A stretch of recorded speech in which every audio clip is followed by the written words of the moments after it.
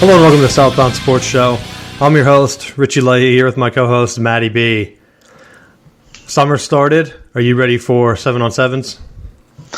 Yeah, we're actually getting into that stuff now. We just started our summer workouts yesterday. For us, we had 14 guys show up, so that was a pretty good start. I know, like a lot of small schools, we have guys that work and just with having different stuff going on, that they're away from the program. So to have 14 on the first day was pretty good for us. I think that's going to be a pretty consistent core group. So we get a couple more people, and I think through spring for us, we actually got a pretty good amount of work in early. So as far as the stuff that I need to put in over the summer, I feel like we're ahead of schedule for probably the first time in the 5 years that I've been the head coach. Very cool. I heard the same thing in regards to Russell Wilson, but we'll bring that up here in a bit. Are you focusing more on passing this year? Do you have the stats? How many times did you pass last year? I don't have it offhand. I would like to pass, but the thing with putting the ball in the air is you have to make sure that you have the time to let some of those routes develop. So a lot of that depends on what kind of lineman we're going to have, because we lost a couple guys. And actually, it was kind of nice because Sunday was our Lesser Lumber game, where similar to like a lot of the area all-star games, we had 4 players that were selected, and they played really well. We had 2 linemen, we had a defensive lineman, and our punter got selected. So they represented the program well and represented the South well. Did they ask you to coach that yet? Well, I was asked to be an assistant, but with all the work that I'm doing currently on my dissertation, I wasn't ready to give that control up yet. Well, at least you got that going for you. I don't think Urban Meyer's been getting any calls. So you got one up on him. Fair enough. All right, let's get into my big topic for the week, booth reviews, Matt. I didn't give you a heads up on what this is about, and you probably have no idea. I do. Because once again, it's the NCAA out to get Michigan. How the hell you know about it? Just climb right up on that soapbox, because I wait for you just to bellyache about how Michigan was screwed again out of another national championship. Wait, so you do agree that we were screwed? Dry your tears and raise the banner. Should have been champions. 2022. You can hang it for baseball now. Because to me, I had never even thought the possibility of the booth just not doing anything, right? Because I always picture, as I always preach about getting someone in the booth, I would assume that guy would, A, know what they are doing, and B, have the balls to make the right call, right? Not so fast, my friend. Go ahead. Who are they gonna put in there? They're gonna get some guy whose board of trustees nephew that couldn't walk and chew gum is going to be that guy that's just happy to be in the booth getting paid a decent salary and has no willingness to make an impact on the game. But as I try to think about it, because I thought, it left a really bad taste in my mouth, because I watched the game. I thought Michigan was going to get killed, to be honest. They made it to the regional finals, not even supposed to be there. So I was like, all right, let's see if we can get one game. Louisville punts out to a big lead. Michigan crawls back and takes the lead. It was like 9-7, I think. A 2-run lead. So Louisville guy comes up. I think there's 2 outs. So it would have ended the inning. He hits the ball into the outfield. He gets thrown out at second base, right? So they go to the booth review to see if he's safe or out. I can't remember. I think that they call him safe on the field. Is that why? They said they couldn't overturn it. But the clear replay showed that the guy had his glove down in front of the bag. They freeze framed it. His hand, there's no way his hand touched the bag because the glove was there. And so everyone's like, oh yeah, he's out. Michigan's going to take a 2-run lead into the 9th inning. Not saying they would have won. But at that point, you're like, all right, that's a big play, because I hear everyone saying, oh, well, you can't just count on one play winning the game or losing the game or whatever, but you have a 2-run lead going into the last inning. Bring your closer in, and you have a good chance to close out the game. Instead, the booth doesn't call him out. I don't know what they were looking at. even the ESPN guys, you know it's bad when ESPN's on your side because like they don't know what they're doing half the time.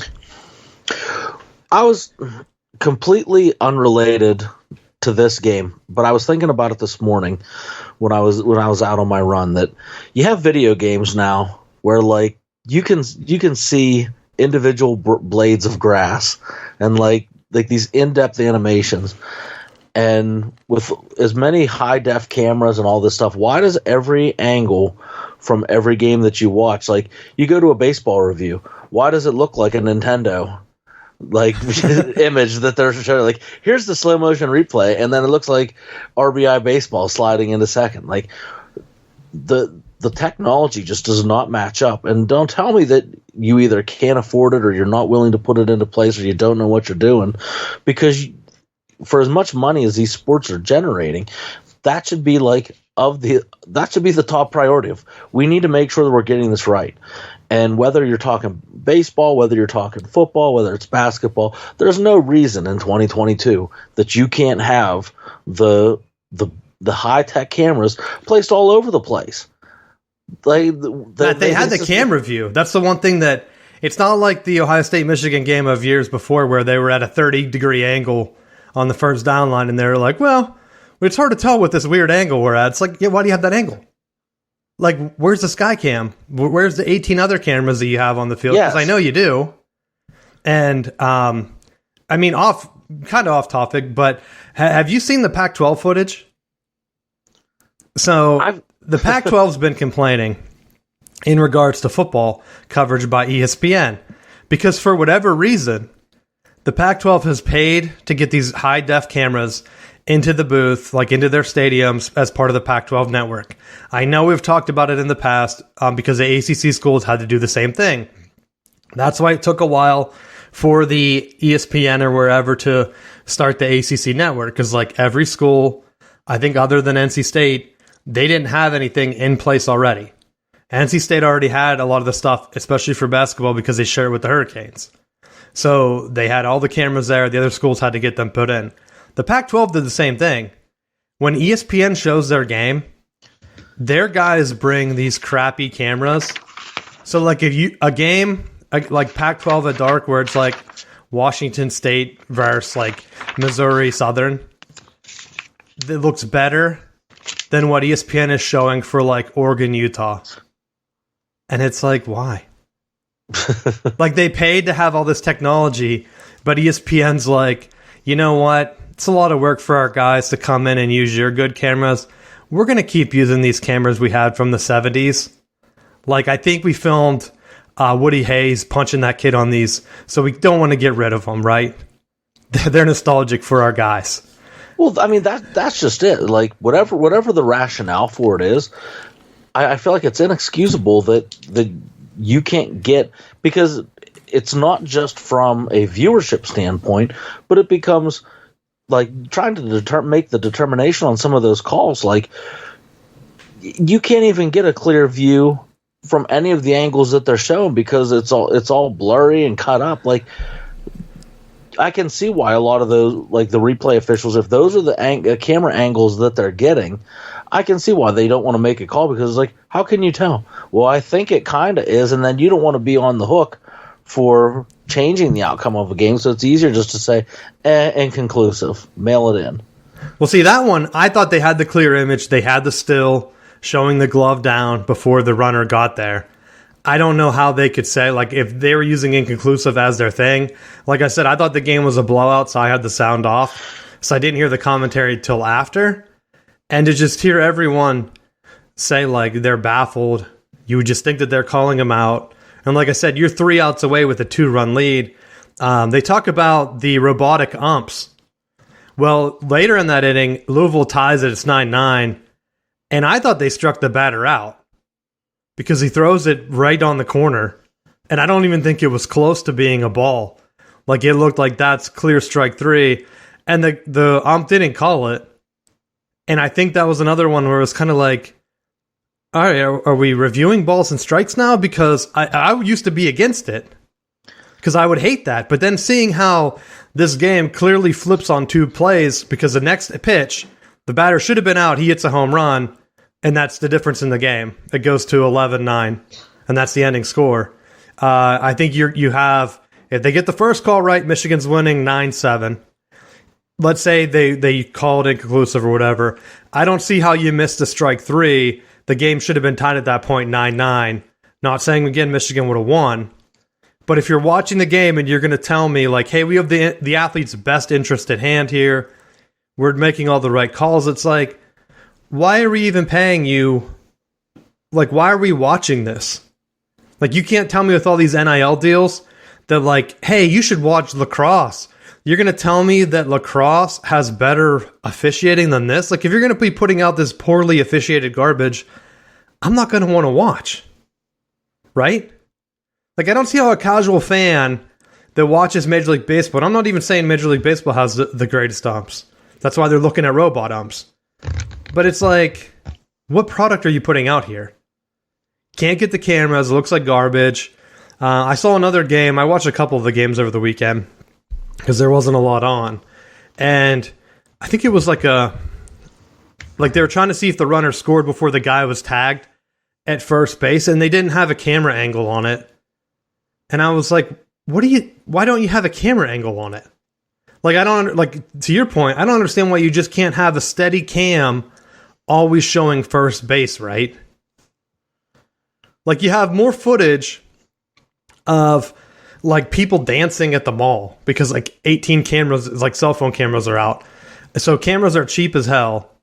You can buy a dash cam for, like, $20. You can't tell me that you can't put a dash cam on, like, the railing on the first base line to just always watch first base so that you can line them up in the booth and get that clear call. I can't even remember what game it was, but I was like, this is hot garbage. Like, yeah, I don't understand. Like, if you're paying to go there, and like the same with like some of the NC State stuff, like you see Michigan get call after call against them, and the AD doesn't say anything. It's like, next time I get a phone call asking for a donation, it's like, hey, are you happy to be a blah, blah, alum of Michigan? It's going to be like, why am I donating to you? Like, what are we paying you for at this point? Because, like, you're not standing up for our guys. Like, Juwan Howard got into that argument, and the Wisconsin AD went right after Michigan and all their stuff. He didn't say anything in defense of Juwan. I wouldn't have been surprised. They were talking about how the Lakers really wanted Juwan Howard and how he was their number one coach, and he decided to stay with Michigan.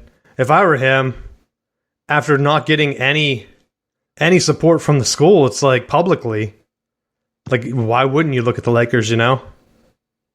That's like, if the Yankees came calling, Matt, what would you do? Like, you're not going to be like, hey, you know what? I'm going to hang out at the school that let me go under fire and get suspended and didn't really stand on my corner. And maybe they did in, like, private, but I'm telling you, these guys make so much money. Private doesn't mean anything, right? So, like, you got to make a public statement. Same with, like, the Harbaugh stuff. It's hurting recruiting. And to not have leadership at the top that's going to say, like, hey, recruits, you can come here. Like, we have a deal worked out with Harbaugh. Like, he's not going to go to the NFL or whatever. It's kind of like, oh, yeah, well, we didn't really have leverage. He was going to leave us, so, like, we just signed a bum deal. Now recruits don't want to come because they're afraid he's going to go to the NFL next season. It's like, what the hell are you doing? So that's my beef.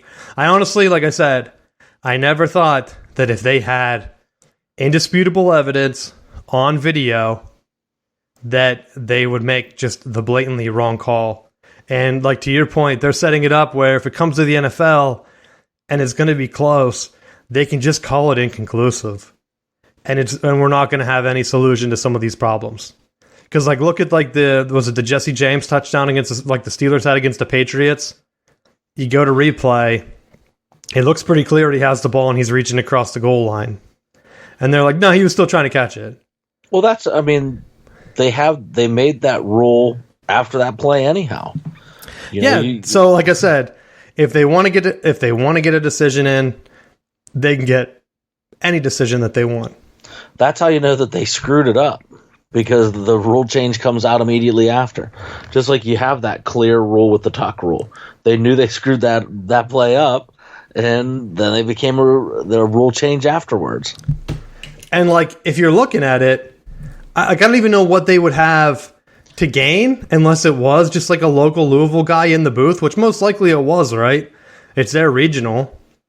Next time, win the regional. But then if you're the home team, are you just allowed to do home cooking then? Like, if the NCAA is not going to do anything, like, what's going to happen? I'm looking it up now. Yep. Controversial call. There's anything from, like, the NCAA coming out and saying something. Even Sports Illustrated said that bad call. So, like, if you're getting called out in Sports Illustrated, bad. I don't even know what it was, like, what you can even say. So, we'll see. But you can't, like, tell me, like, hey, why didn't you watch our next game? Or why didn't you watch any other games after that? It's like, I don't want to watch garbage. Like, Little League World Series has better officiating than this. Right? Because they can't tell me, especially after the NBA thing, where the official came out and said, oh, yeah, we were fixing games. Or I was, at least. And you can't tell me that he was the only one. Right? Like, you could potentially. So you have multiple dudes, most likely. Anyone can come in and fix a game. Because, like, what's the difference? You bet on the game. They don't keep track of who bets on games, right? You're the officiating. You go to an off-road bookie, man. I mean, it's not like, I guarantee Pete Rose wasn't using the equivalent of DraftKings back in the day. Could you imagine? Right, what was the NFL guy that didn't someone just get pinched for gambling? I feel like we talked about that. They were, like, out though with an injury, weren't they? Was it Ridley? Yeah, Ridley got a year. Well, Ridley got a year, and then you go figure, like, what are they going to do with Deshaun Watson now? Oh yeah, because that's our next topic. So quarterback camps.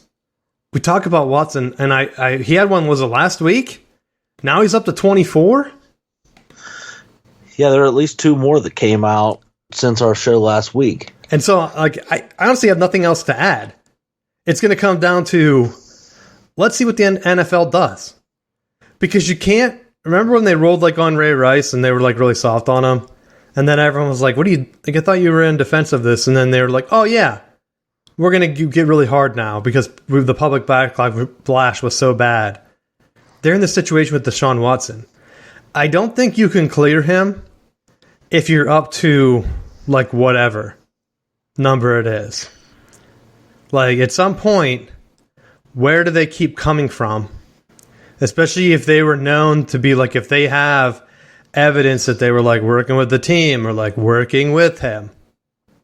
Like, at some point, it's like every girl, like, who's paying them off, right? Like, if they were fake allegations, what would they have to gain? Is there, like, another guy? Unless a scenario that I could think playing out is that if the prosecuting attorney is just trying to get Watson to just pay out all these ones and trying to avoid taking all of it to trial, that he's saying, well, if I just keep bringing people out, eventually he's just going to want it to go away. Because to me at this point, like, I think there's something that's definitely gone awry.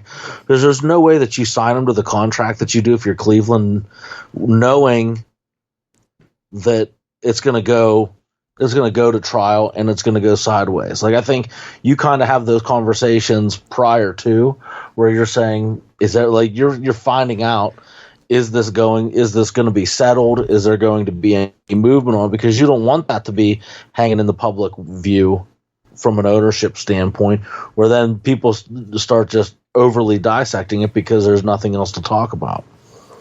Yeah, I mean, I think they probably made that decision after it was ruled that they were kind of thrown out, right? But yeah. But now every time I think a new one gets brought up, it's not like they can just ignore it. You'd have to throw these new ones out too then. Well, to me, I just think, like, the more that stuff keeps coming out, it's like, how many more are going to come out before the NFL makes some type of move on it? They're going to have to, Matt. It's already June. They're not going to ignore it and just, like, They might. I thought they had to clear him back in because wasn't he suspended? Or were just the Texans holding him out? I think the Texans were just holding him out of fear that something was coming down the pike. And for them, it made them look a little bit better to just say, well, we're holding him out until this stuff gets settled. And probably on a low key, if I don't have Deshaun Watson quarterbacking, we're going to lose, and then we can use that as the reason why we're tanking to try to improve our draft stock. So, I mean, the new report says that he had, like, the official count is that in 17 months, he met with 66 different women for massages. And it's a lot of massages. Well, it's not a lot of massages, man. It's different people, though. Like, wouldn't you want... I would think it'd be like kind of like getting your hair cut. You try to find someone that like you trust and they know they do a good job, and then you go back to them, right? In theory, yes. Because it's not going to be like, you just keep getting a Munson haircut. I gotta get this fixed. This isn't right. Well, that massage was real good, man. Yeah, but I'm gonna have to go with someone else next time. It's like every time. Because, like, I mean, unless they had, like, high turnover because they had whatever. I don't know how the NFL does it, but that's the one. 2 in the past week. It's going to be... They're going to be looking at the Texans brought into the case. The NFL declined to comment on it right now because they might give him paid leave, which is another bad look, right? So... I mean, even if he gets another 1-year ban, does his contract still good? Because that's what I'm looking to see. Like, written. If they try to do, they're thinking that he might get a 6-game ban at the minimum. So right now, that would be absolutely insane. If it's only 6. I think they have to clear the court, right? Because they can't just give him a 6-game ban and then if the case is ongoing or something in the middle of it, they're not going to let him come back. Now, do they let him sit out the full year and he's like on paid leave or whatever? I don't know. What's the guarantee? What's his contract look like? And then if you're the Browns, maybe that's why you're hanging on to Baker. But we'll see in the coming weeks. We got to get more information on this because... it's going to just keep getting... I feel like we're going to be talking about it all summer because I don't think we're going to find out one way or the other unless someone has, like, video proof or something else that comes out of it. And then even if they settle out of court, then what does the NFL do? Who knows? Now, if they keep getting thrown out, they're all kind of in Texas. He's in Ohio now, probably, right?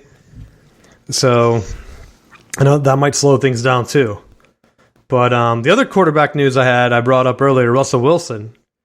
The Broncos, man. I don't know if I'm on some type of mailing list or what, but all I get are like Bronco hype videos now. I saw one with like Peyton Manning coming down this hallway and like Russell Wilson coming in, showing off his new jersey, him and a bunch of guys like dancing. And it's like, buddy, you're old. Like, I get it. Could you imagine if maybe Stafford did do that stuff? I just wasn't on the Rams mailing list. Who knows? But every week, I feel like before the show, I'm like, hey, is there any breaking news? It's like breaking news. Russell Wilson has learned the Broncos playbook. And I'm like, number one, that's not breaking news. And number two, he probably brought the playbook with him. Because like if you watch the Broncos offense with Peyton Manning, it wasn't like, hey, Peyton, we're bringing you in here, buddy. And I got this whole new offense for you to learn. It's going to be great. He'd be walking out the door. I honestly think that's why he didn't go with the 49ers. Because Harbaugh probably did do something stupid like that. Was like, hey, wait till you see what offense I got. And he's like, I was going to run what I usually run. And he's like, well, then you can't come here. Well, think again. So, I don't know. What's the hype on him? Do you think that the Broncos, I think they're going to have a good season, but I haven't seen anything over the past 3 years where Russell starts hot and then fades. And you can't tell me it's a Seahawk issue, right?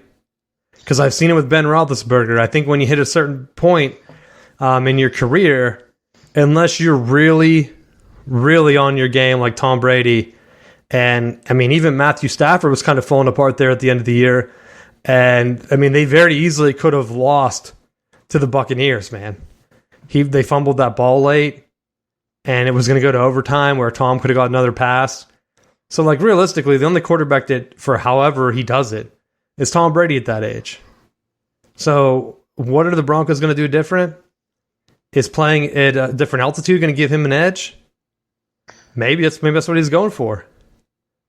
I mean, Peyton Manning surely fell apart when he's with them. I think there's a possibility that they end up doing. I think overall Wilson's going to have a better season with Denver, just because I think there's more talent around him than with the Seahawks. And to be quite honest, it's for the last couple of years, it's been a really bitter pill to try to watch Seattle, because they went. Who's their coordinator now? Waldron? Oh, I don't remember. It's Shane Waldron now, I do believe. But before him was Brian Schottenheimer, and he was like just running that same smash mouth stuff that he was running with Rex Ryan and the Jets, where if you have that outstanding line and the solid fullback and dynamic running back, you can get away with it. You know, when Marshawn Lynch was there, they could get away with it. But when you don't have those outstanding running backs, run, deep pass, punt, guess what? You ain't going to win many games. Well, I was looking at it in terms of like, hey, what do they do different in the NFL? Basically nothing, you know? But teams that I think do well, like late in the game, it's teams that can control the ball. Yes. Or if you can take the deep shot. Like Mahomes and Aaron Rodgers have like late game heroics because for whatever reason, their guys get open in one-on-ones or whatever, and they bring in a Hail Mary or something crazy. Where now, in terms of like some of these other guys like Tom Brady, he's not beating you on a deep throw. Like he's dinking and dunking his way down the field. I mean, think of like Eli Manning. Dinking and dunking down the field, hits a helmet catch randomly. Like that's how you have success late in the game, in the 2-minute drill. You can do it if you're able to get guys open. That's why I think when they go to like the prevent defense, you're letting the underneath stuff go, and a guy like Tom Brady that can just hit with precision the whole way down the field, I'm gonna tear you up. Like you're almost better just attacking him, like the Eagles did. Remember when they got that fumble in the Super Bowl that ended the game? Yeah. Like they went heavy, like let's go ahead and get some pressure on him. Most teams are like the Falcons are like, hey, let's just prevent this. We'll string the game out, and then we're not going to like run the clock out or anything on offense either. So he'll clearly have a chance to come back from 4 touchdowns, but highly unlikely he gets it done. And then it happens, and they're like, oh my gosh, what the heck? That wasn't supposed to happen. That's not what the card says. My coaching card says not to go for 2 or to go for 2. That's what the card said. So, I don't know. We'll see. We'll see what happens with some of these old arms. Because the NFL, they've been trying to push some of these younger quarterbacks. Other than Mahomes, like some of these guys got to step up, you know? You can't just keep having these old guys playing the Super Bowl. Because then how's that look for your up-and-comers when they do retire? Right? Yeah, the next batch will step in.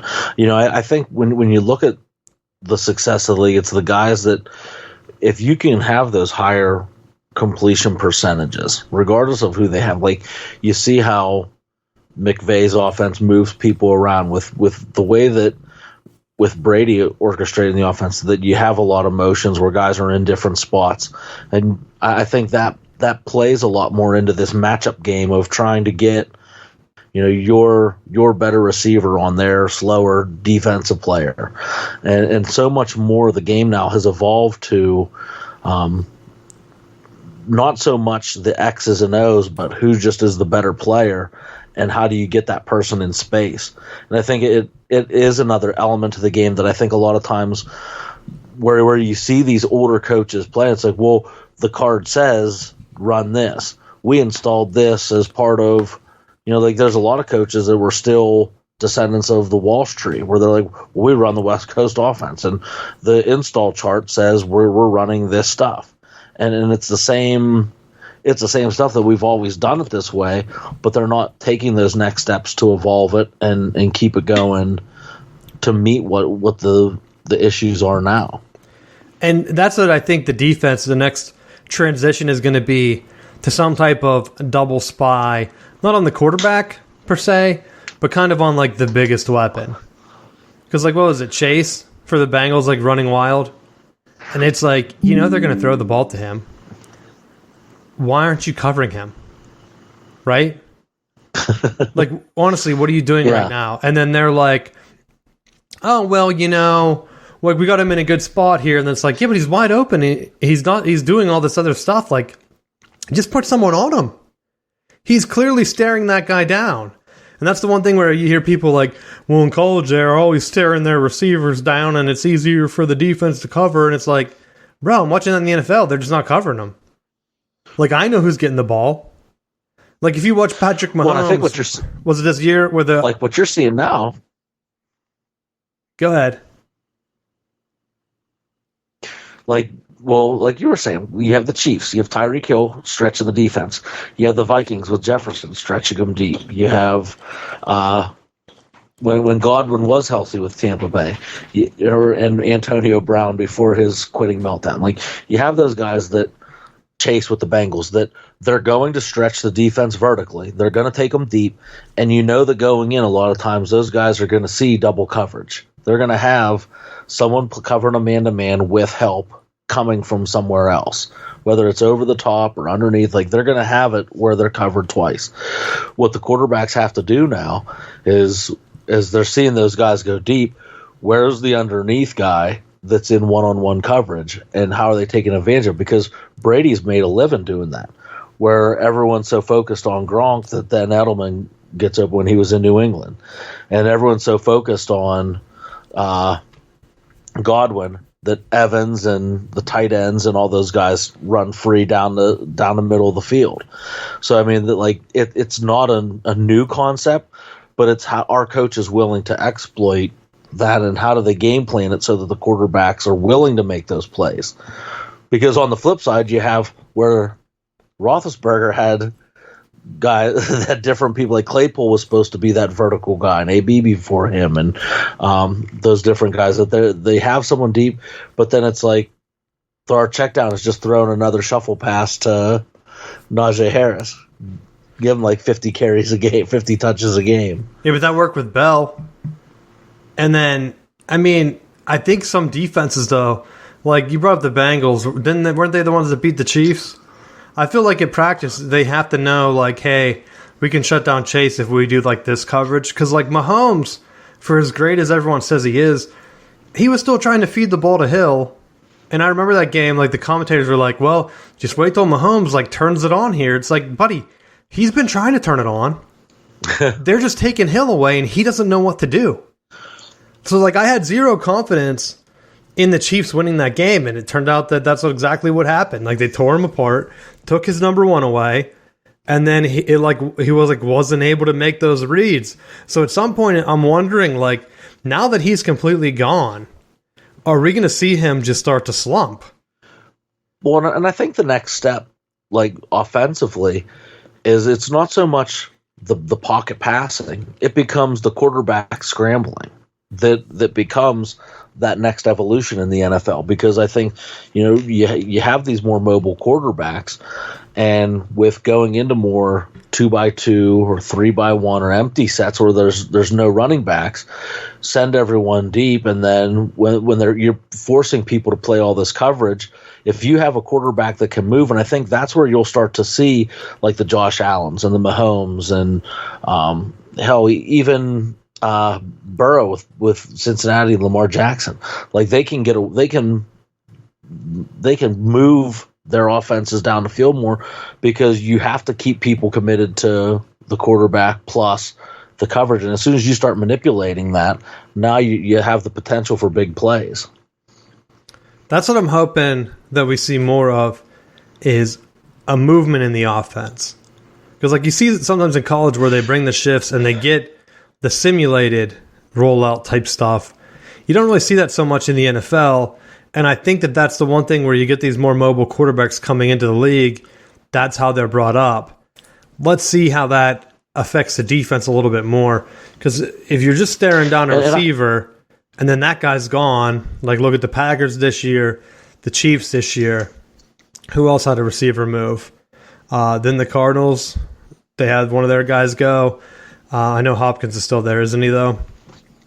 So what's going to happen now if you don't have that other weapon? Where do you go? And even on the other teams that they end up going to, like is Tua going to look like a beast now where he's just throwing to Hill all the time? Right? He could. He could save his career. Because like I'm still watching the Chiefs. It's kind of like, how is he open again? Like, how is he open again? And that's what I see. And I'm like, what are you going to do at this point to go and take that next step and get yourself locked in as a great quarterback for the rest of your career, right? Because at this point, with Mahomes, can he keep that going? Now you're in the bit where he's only won, one Super Bowl? Tom Brady, it took him a while to get his rolling, right? He won the first one, then I think he kind of fluttered around with another one, lost a couple or whatever, and now he's been winning them late. Like, you got to be able to reinvent yourself and not rely on having the talent around you. So that's what I'm looking for going into this season. A lot of quarterback moves. I'm still waiting on Garoppolo. I had one more thing on that, but did you have anything else in the NFL before I switch gears? Well, just looking at the way some of these offenses are evolving too. You know, when you don't watching the Steelers last year, one of the issues that we had was that in years past, Roethlisberger would scramble, break contain, and guys would break down coverage and he'd have a lot of success.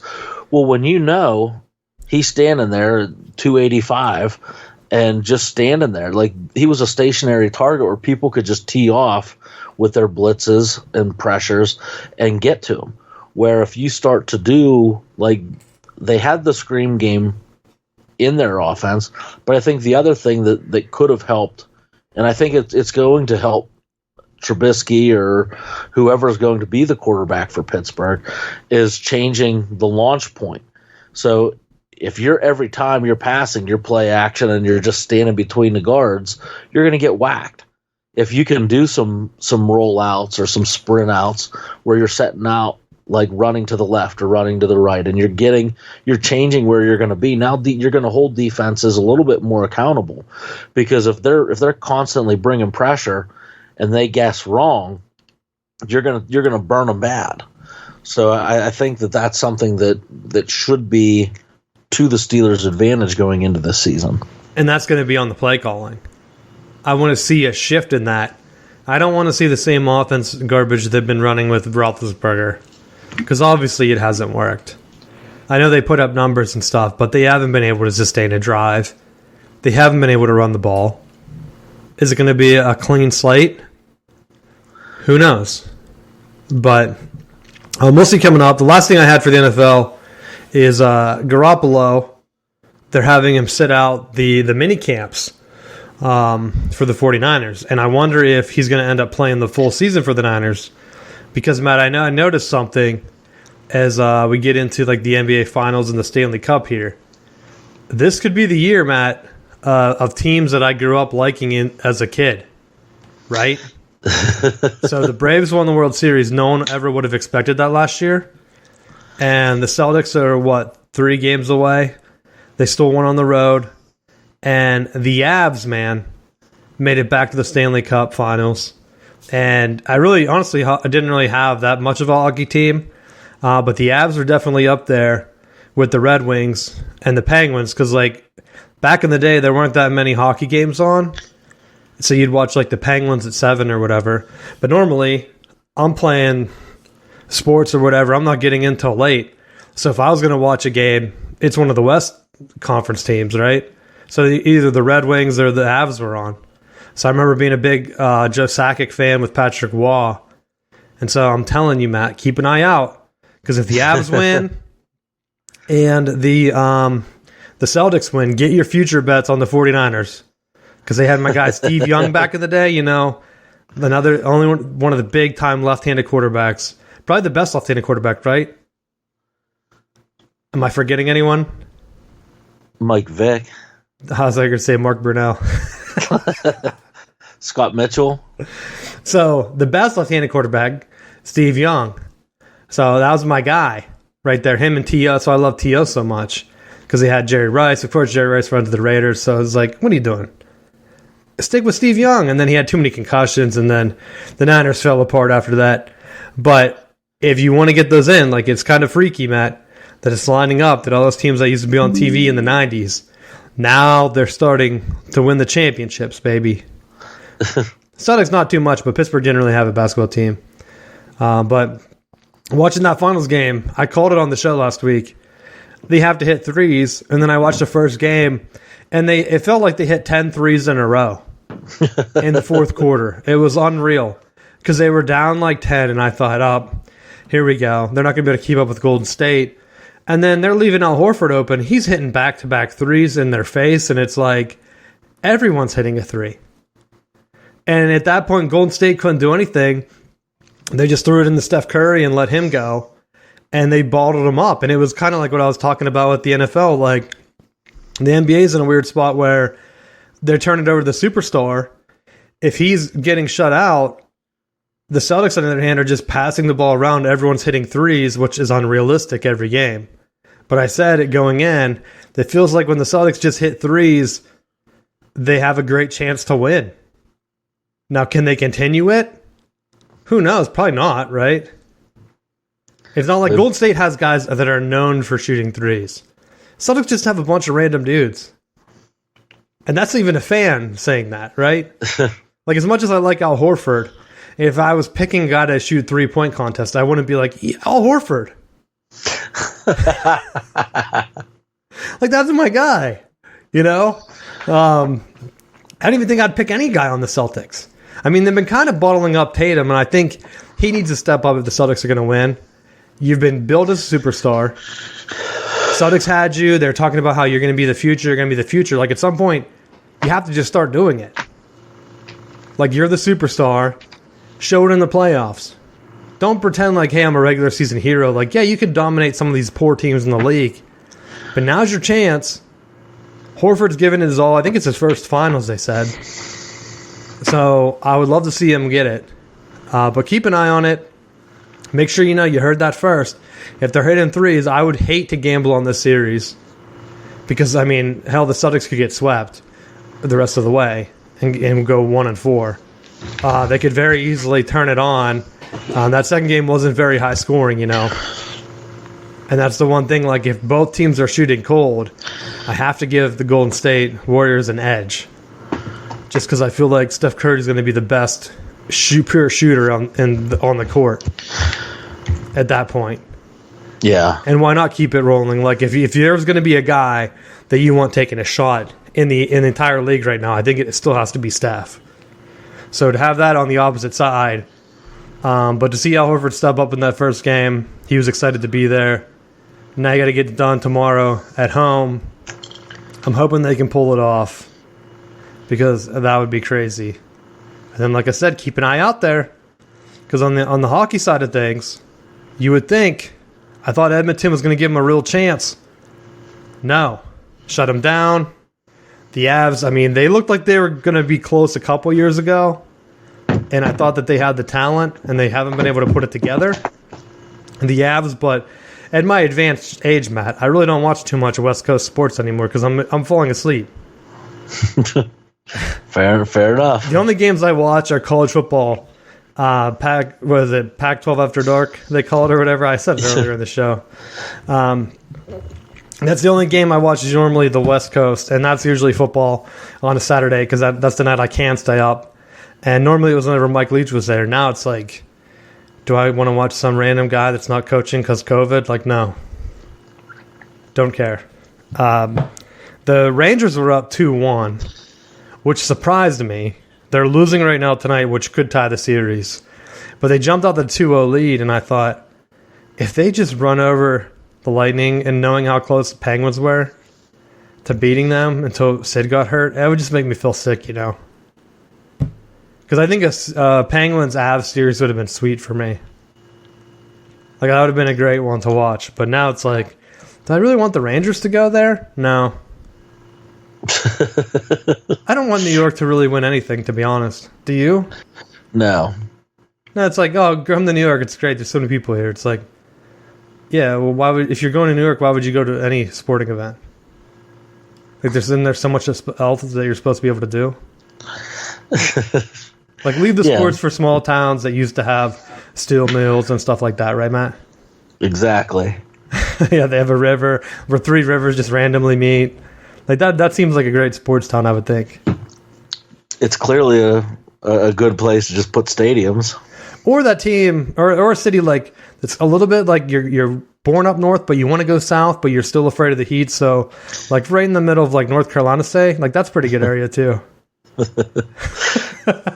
Because I'm telling you, as many license plates I see, it's always like, hey, it's always Big Ten fans, which I think drives other people crazy that I'm usually with. Like, you go out and I wear like a Michigan shirt and it's like people yelling at me. It's like, why are they yelling at you around town?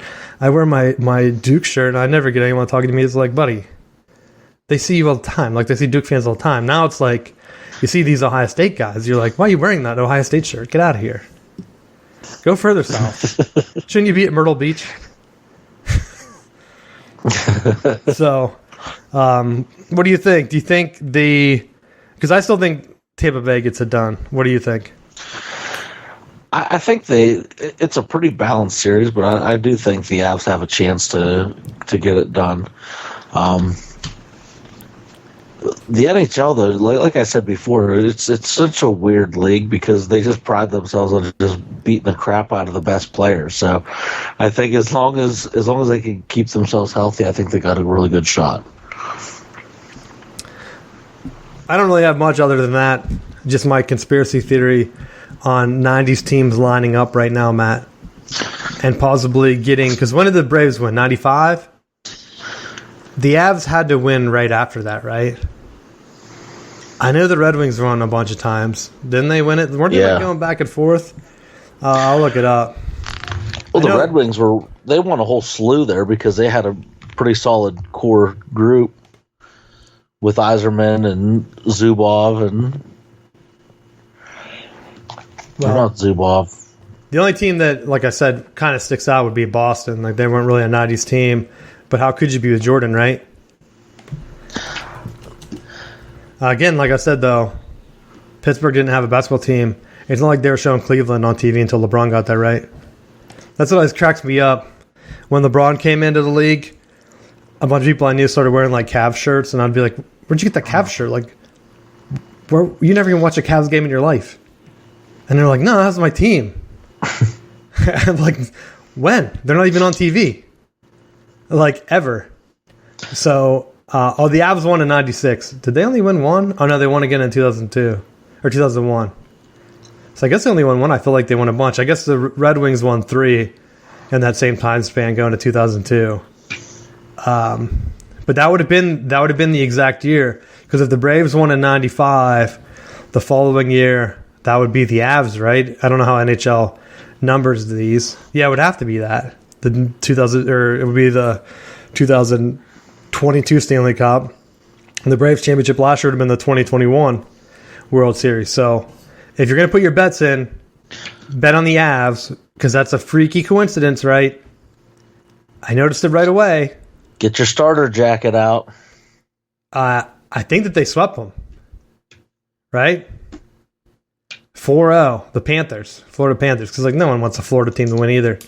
Although that's why I'm afraid of, like, Tampa Bay making it there. They might knock the Avs off. Maybe I'm talking about the Avs. Maybe that's why I'm getting all these Broncos ads. They're like, did you mean the Denver Broncos? Because they got Russell Wilson now, Matt. Are you actually high right now? Yeah. No one watches hockey. Brought to you by ESPN. Here's a picture of Peyton Manning in a Broncos uniform. Were you looking for that instead of the NHL playoff bracket? It's like, no, buddy, I know what I'm looking for. Why do you keep showing me this stuff? Circling back around, so DK Metcalf has unexcused absences in the minicamp, Matt. I mean, I've seen him. He looked like a total beefcake. So do you think he's getting out of shape? Or do you think he's holding out for that contract? He's probably just chilling. You don't need to be there. He's sitting wear and tear. $93,000 fine if he keeps missing. He don't care. There's just money. He should do an ad working out and sell it to like Instagram or whatever, like T.O. used to do, working out in his work, like his driveway to pay off his fine. That's what he should do. Well, if for anything else, with your Denver Bronco news, with Jerry Jeudy getting cleared of his charges, he's back at practice.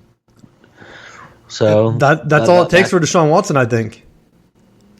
But just get cleared. We'll see. Would you see about your Raiders?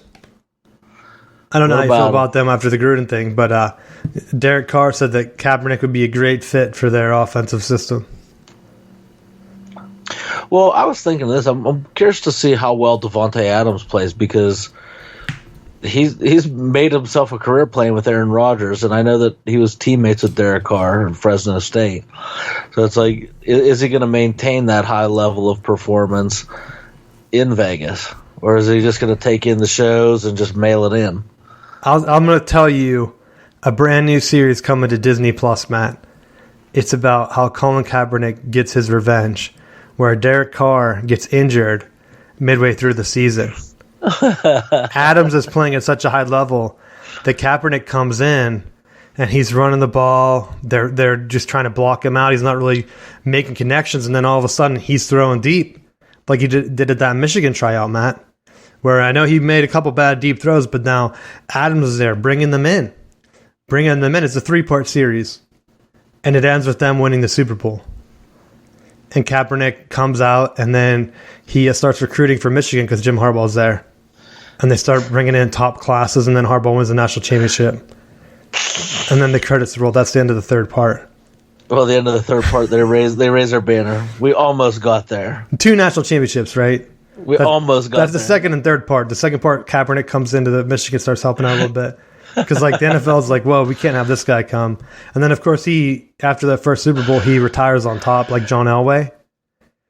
And then that's when he becomes the stud recruiter for college.